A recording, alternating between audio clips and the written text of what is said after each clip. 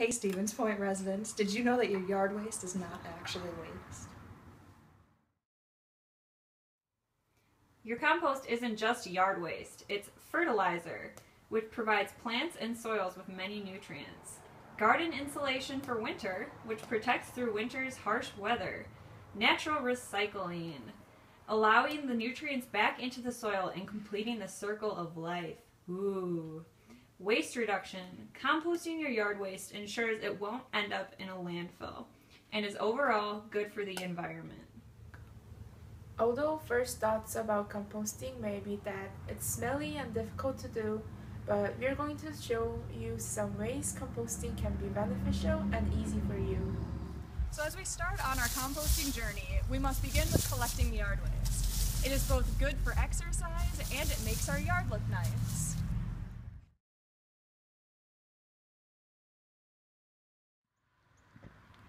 Now with the yard waste we've collected, you can bring it to your local neighborhood community garden and use it as mulch in the winter to protect from the harsh weather, or as fertilizer in the growing season to produce bountiful crops. If you don't want to compost your own yard waste, you can bring it to the Stevens Point Area Drop-Off Center, which is right by the entrance of Bucol Park. And there they can distribute it to local farmers who are in need of more compost for their fields. And this is my compost. I just made it with a regular bin, Rubbermaid. Drilled some holes in the top and in the sides. And then I covered the inside with a screen so that flies and things wouldn't get in.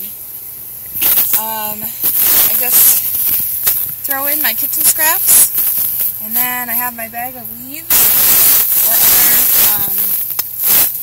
lawn clippings, and I also added some red wiggler worms.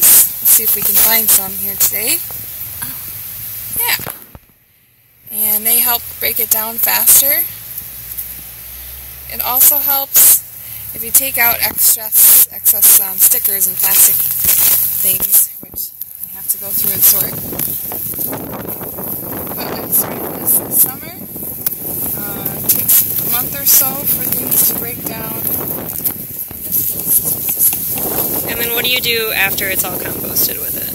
I can use it in my garden, or use it for potting plants, mix it with some regular soil, and it just adds extra nutrients. I'm Melissa, and I work here at the Stevens Point Area Co-op, and we're standing next to our 50-gallon compost tumbler bins, where we put a lot of our food waste, and we thankfully got a bunch of yard waste to put in because you need food waste and yard waste to create a good end product.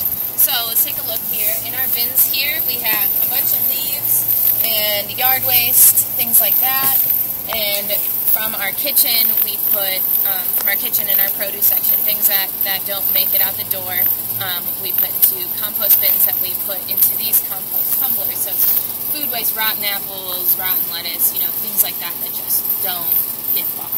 So in here you have the process. It's not beautiful, but we got leaves and we got a bunch of rotten food in there, and we're gonna we put the food in here, and then we add leaves so that we have a good ratio between carbon and nitrogen, which is really important when you're making compost for an awesome end product. The way this works is after you put some food waste in there, you add 2 or 3 buckets of leaves, you make sure this thing is locked, and then you can tumble it. And that rotates it and gives the compost a little bit of aeration and mixes everything together and helps the decomposition process go a little bit faster. The end goal is to have a beautiful, dark, rich soil that people can use in their gardens. We have some farmers that take it, some employees that take it, and we might end up donating some of it to Farm Shed. You never know. So that's how our compost tumblers work here at the Stevens Point Area Co-op. Have a good day. So in conclusion, compost your yard waste.